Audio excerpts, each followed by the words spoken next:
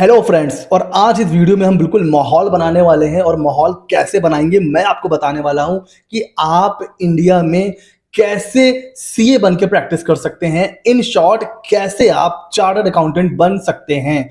आप लोगों में से कई लोगों के मन में ये क्वेश्चन होगा, क्या हम सीए कर सकते हैं, राइट एज क्या है सीए करने की, क्या क्वालिफिकेशन है, क्या सब्जेक्ट होते हैं, क्या सिलेबस होते हैं। इन सबके आपके मन में इन सबको लेकर क्वेश्चन जरूर होगा। तो इस वीडियो में मैं डिटेल में बताने वाला हूं कि अगर आप भी सीए करना चाहते हैं, आप भी चार्टर्ड अकाउंटेंट बनना चाहते हैं, तो किन किन चीजों से होकर आपको गुजरना पड़ेगा। तो आइए सबसे पहले चलते हैं। सीए के बारे में जानने से पहले आपको जानना होगा आईसीएआई के बारे में, बिकॉज यही है सबका करता धरता। आईसीएआई मतलब institute of chartered accountant of India. जी हाँ, ये न सिर्फ वर्ल्ड की दूसरी और इंडिया की पहली सबसे बड़ी लार्जेस्ट प्रोफेशनल बॉडी है।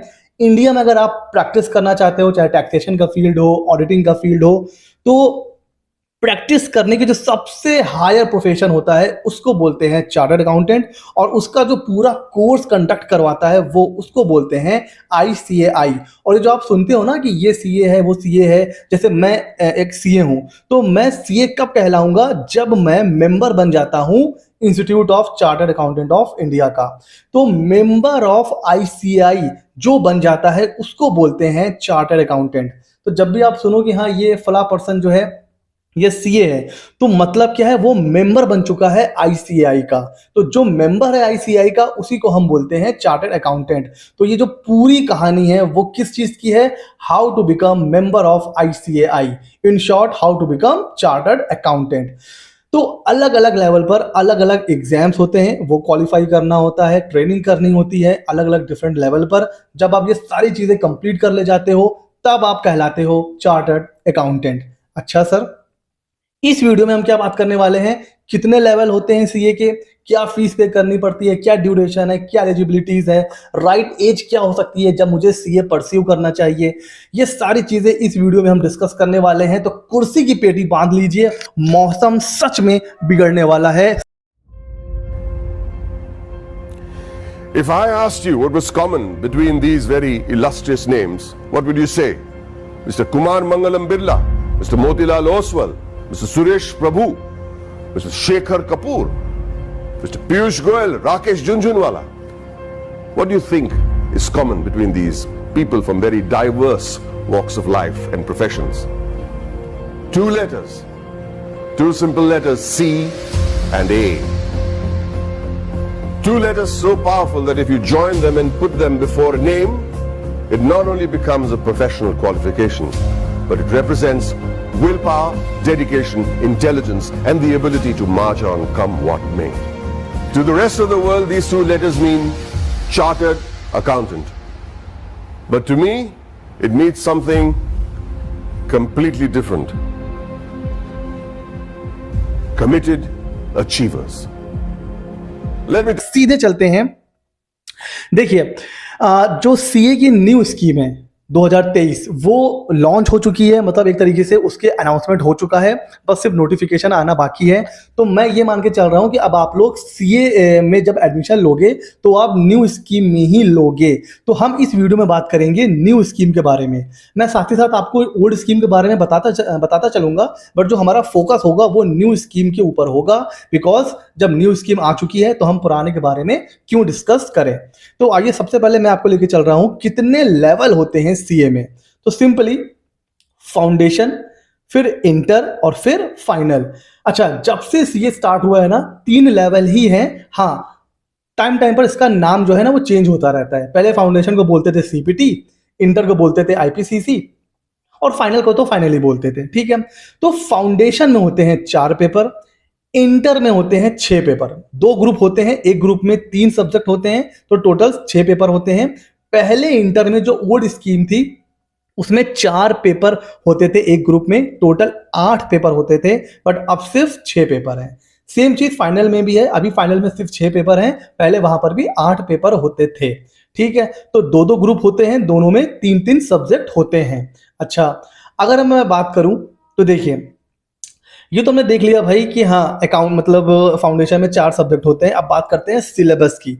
तो एक पेपर होता है अकाउंटिंग का, इसमें बेसिक अकाउंटिंग आती है जो हम लोग फर्स्ट ईयर इंटर में पढ़ते हैं। उसके अलावा बिजनेस लॉ होता है, क्वांटिटेटिव एप्टीट्यूड मैथ्स वगैरह होती है, उसमें रीजनिंग भी होती है, स्टैट्स होती है, एंड देन इकोनॉमिक्स भी इंटर लेवल की। तो ये 4 सब्जेक्ट होते हैं और चारों के 100 मार्क्स के पेपर होते हैं फाउंडेशन में। अगर बात करें इंटर की, तो अभी मैंने बताया 2 ग्रुप होते हैं, दोनों में 3-3 सब्जेक्ट होते हैं। इट मीन्स 6 पेपर होते हैं total. Advance accounting, corporate law, cost and management accounting. जो अकाउंटिंग फाउंडेशन में होती है उसका लेवल थोड़ा सा बेसिक होता है, ये थोड़ी सी एडवांस लेवल की होती है। अच्छा, ग्रुप 2 में हमारा टैक्स का पेपर होता है जिसमें दोनों होते हैं, डायरेक्ट टैक्स, इनडायरेक्ट टैक्स, फिर auditing, financial management and strategic management. तो तीनों पेपर 100 मार्क्स के होते हैं दोनों ही ग्रुप में। तो ये है सीए इंटर का सिलेबस। पहले हर ग्रुप में 4-4 पेपर हुआ करते थे, बट वो अब बीत चुका है, वो पुराना सिलेबस था। अब हम न्यू सिलेबस की ही बात करेंगे। सेम चीज फाइनल में भी है, यहां भी 2 ग्रुप हैं, दोनों ग्रुप में 3-3 पेपर हैं। यहां पर फाइनेंशियल रिपोर्टिंग होती है और यहां पर जो लेवल ऑफ सिलेबस होता है ना, ये और हाई हो जाता है, और डीप में जाके हमें स्टडी करनी पड़ती है। प्रैक्टिकल केस स्टडी हमें यहाँ पर देखना पड़ता है पूरा। उसके अलावा advance financial management, advance auditing. अच्छा, ग्रुप 2 में देखिए टैक्सेशन लॉ। इंटर में अगर मैं बात करूं तो इंटर में एक ही पेपर होता था डायरेक्ट इनडायरेक्ट का। फाइनल में दोनों पेपर अलग अलग हो जाते हैं, डायरेक्ट टैक्स लॉ 100 मार्क्स का और इनडायरेक्ट टैक्स 100 मार्क्स का। उसके अलावा इंटीग्रेटेड बिजनेस सॉल्यूशन का एक पेपर हो जाता है जिसमें मल्टीपल डिसिप्लिनरी केस स्टडी भी आती है, इसके बारे में भी बात करेंगे। तो इसमें भी एक पेपर 100 मार्क्स के होते हैं। टोटल 2 ग्रुप, 3 सब्जेक्ट 100 मार्क्स के होते हैं। ठीक हो गया जी। ये है सिलेबस फाउंडेशन का, इंटर का एंड फाइनल का। अच्छा सर ये मतलब इसमें कैसे क्वेश्चंस आते हैं उसके बारे में बात करते हैं। फाउंडेशन में तो डिस्क्रिप्टिव एंड एमसीक्यू दोनों तरह के क्वेश्चंस आते हैं। इंटर में 30% एमसीक्यू रहता है विद नेगेटिव मार्किंग, यहाँ नेगेटिव मार्किंग होती है। बाकी 70% क्या होता है आपका डिस्क्रिप्टिव, जो आपको लिखना पड़ता है, प्रॉपर क्वेश्चंस आएगा उनका आंसर लिखना होगा। एंड फाइनल में भी 30% एमसीक्यू होते हैं। यहाँ पर कुछ पेपर ओपन बुक होते हैं। अब आप खुश हो जाओगे, सर ओपन बुक मतलब आपके सामने पेपर आ गया, आपको बुक भी अलाउड है, आपको बुक में देख के क्वेश्चन का आंसर लिखना है। तो ये तो मजा ही आ जाएगी सर, मतलब पूरी नकल अलाउड है।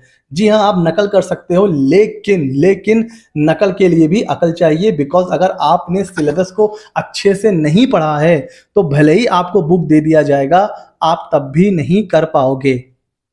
उसके अलावा केस स्टडी वगैरह भी आती है। तो इस तरह से क्वेश्चंस आते हैं अलग अलग लेवल पर।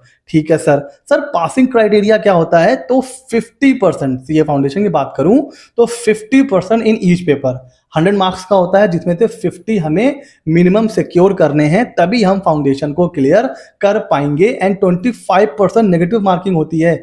एक अगर आपने क्वेश्चन गलत कर दिया तो 0.25 नंबर आपके कट जाएंगे। अच्छा सर, सीए इंटरमीडिएट में क्या होता है पासिंग क्राइटेरिया? हर सब्जेक्ट में आपको 40% लाना है, लेकिन एग्रीगेट में आपको 50% मार्क्स सिक्योर करना है, तभी आप सीए इंटर में पास हो पाएंगे। यहां पर भी 25% नेगेटिव मार्किंग है। एंड सर फाइनल में भी सेम चीज है कि आपको 40% लाना है एक सब्जेक्ट में पास होने के लिए, लेकिन एग्रीगेट में आपको 50% मार्क्स लाने हैं। सर हम समझ नहीं पा रहे हैं क्या मतलब है, आइए मैं आपको दिखाता हूं प्रैक्टिकल। सपोज ये एक ग्रुप है, ठीक है, पेपर 1 में आपके 40 आ गए, पेपर 2 में भी 40 आ गए, पेपर 3 में भी 40 आ गए। तो वैसे तो आप हर सब्जेक्ट में पास हो, ठीक है, लेकिन टोटल में आप फेल हो। बिकॉज जो क्राइटेरिया है वो कह रहा है कि आपको एग्रीगेट में 50% मार्क्स लाने हैं। तो 100 300 में से 150 अगर आते टोटल में तो आप पास होते। तो आप सब्जेक्ट वाइज तो पास हो 40, बट टोटल आपका 150 होना चाहिए था, जो नहीं है तो आप फेल हो जाओगे। दूसरा देखिए, यहां पर आप पास हो क्यों?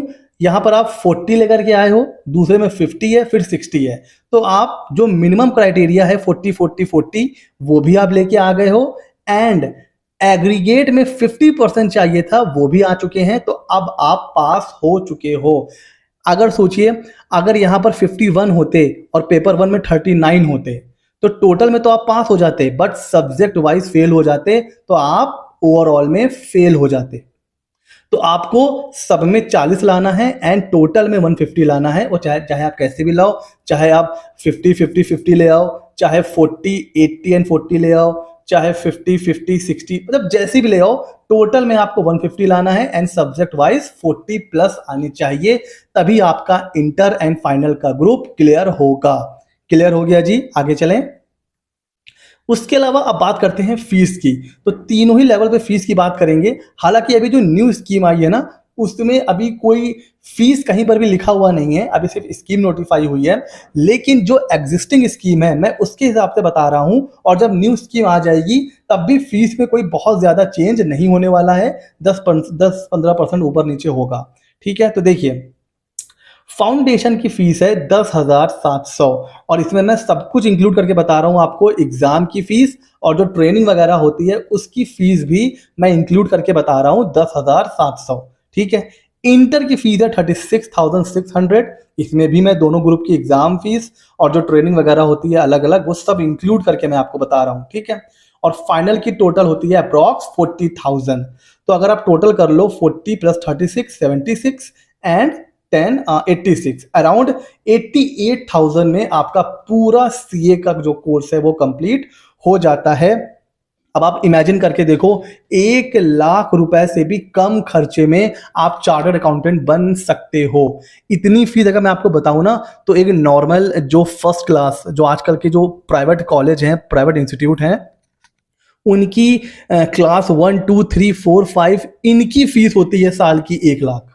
अगर आप अपने एरिया में भी पता करोगे, उनकी साल भर की फीस होती है 1 लाख, और यहां आप 1 लाख रुपए में चार्टर्ड अकाउंटेंट बन सकते हो।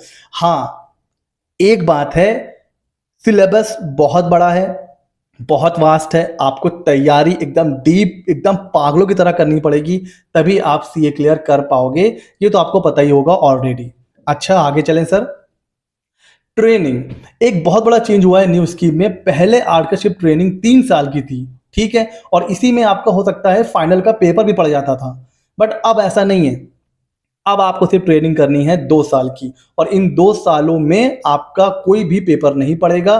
बिकॉज ये जो 2 साल की ट्रेनिंग है कब शुरू होगी, जब आप दोनों ग्रुप सीए इंटर के पास कर लोगे, उसके बाद आपकी ट्रेनिंग शुरू होगी। जब 2 साल की ट्रेनिंग कंप्लीट हो जाएगी, उसके बाद फाइनल का पेपर आएगा। तो अच्छी बात क्या है कि ट्रेनिंग में आप पूरा डेडिकेटेड होकर काम सीखोगे, आपको पेपर का कोई प्रेशर नहीं फेस करना पड़ेगा। तो ये है न्यू स्कीम में सबसे बड़ा बेनिफिट।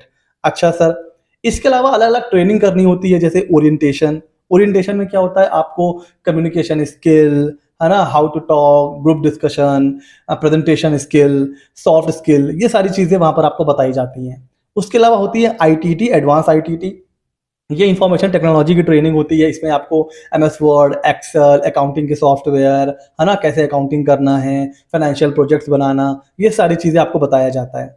और उसके बाद होती है एमसीएस, ये ओरिएंटेशन का बड़ा भाई होता है। इसमें भी और मतलब बड़े लेवल पर आपको soft skills, communication skill, presentation देना, जॉब इंटरव्यू कैसे दिया जाता है, वो सारी चीज़ें इसमें बताई जाती हैं। तो ये सारी ट्रेनिंग भी आपको कंप्लीट करनी पड़ती है, और जो मैंने आपको फीस बताई है ना, उनमें ये सारी ट्रेनिंग की कॉस्ट मैंने इंक्लूड करके बताई है। ठीक है, ओके। अच्छा, अब सीए डिग्री कैसे मिलती है? जब आप फाइनल के दोनों ग्रुप क्वालिफाई कर ले जाते हो, ट्रेनिंग आपकी सारी कंप्लीट हो चुकी है, और जो मैंने अभी बात करी थी सेल्फ पेस्ड लर्निंग मॉड्यूल, एक नया चीज आया है सीए इंटर में, ये भी आपको कंप्लीट करना है। देखिए ये 4 मॉड्यूल हैं।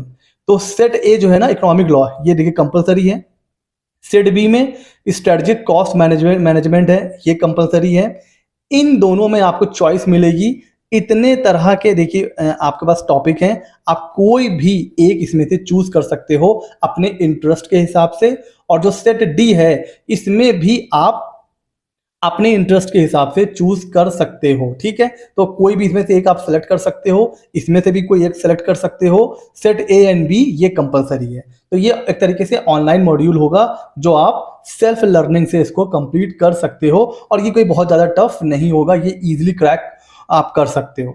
ठीक है, जब आप ये सारी चीजें कंप्लीट कर ले जाते हो, तब आपके नाम के आगे वो जो 2 वर्ड हैं वो ऐड हो जाते हैं, चार्टर्ड अकाउंटेंट। आप अपने नाम के आगे सीए लिख सकते हो, आपके पास पावर आ जाती है। एक जो कागज का टुकड़ा होता है ना, जब उस पर सीए का साइन हो जाता है तब वो बन जाती है ऑडिटेड बैलेंस शीट। तो आपके पास साइनिंग पावर आ जाती है, ऑडिटिंग की पावर आ जाती है, आप अपने नाम के आगे सीए लिख सकते हो। इन शॉर्ट, इंडिया में प्रैक्टिस का सबसे हाईएस्ट प्रोफेशनल बॉडी, उसके आप मेंबर बन जाते हो। अच्छा सर कितना टाइम लग जाता है? देखिए, कोर्स इस तरह से डिजाइन है कि नॉर्मली 5 साल में आप सीए बन जाते हो, लेकिन अब आपको पता है कि थोड़ा थोड़ा सा टफ है। कोई एक अटेम्प्ट में निकालता है, कोई 2, कोई 3। अगर मैं अपनी बात करूं तो मैंने एक वीडियो भी बनाया है, मुझे सीए कंप्लीट करने में करीब 8-9 साल लग गए। हालांकि बीच में कुछ थोड़ा सा डिस्टर्बेंस भी आ गया था, वरना मेरा पहले भी क्लियर हो सकता था, बट उसको मैं एक्सक्यूज नहीं लूंगा। तो मुझे 8 से 9 साल लग गए सीए बनने में। और आपके आसपास भी ऐसी बहुत सी स्टोरीज होंगी जिनमें उनको 6 साल, 8 साल, 9 साल इतना लग जाता है सीए बनने में।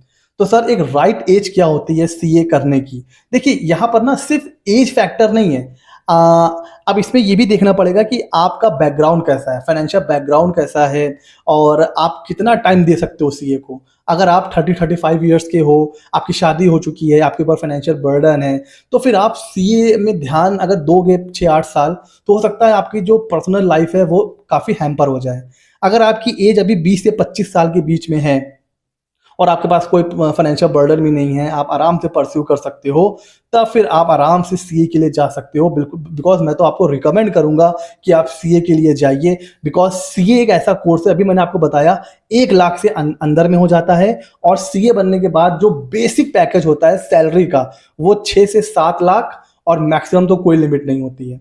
मैं आपको मिनिमम पैकेज बता रहा हूं जो एकदम जीरो एक्सपीरियंस पे मिलता है, 6 से 7 से 8 लाख मिल जाता है। और जो एवरेज पैकेज जाता है वो 12 से 13 लाख, इवन 15 लाख तक भी जाता है। और जो सबसे हाईएस्ट पैकेज जो मैंने देखा है, जो जहां तक मुझे याद है, वो गया था 87 लाख पर एनम। तो ये डिपेंड करता है भाई आपका कैसी स्किल है, क्या नॉलेज है, कहाँ से आपने ट्रेनिंग करी है, वो सारी चीजें। तो जॉब भी कर सकते हो और अपनी प्रैक्टिस भी कर सकते हो।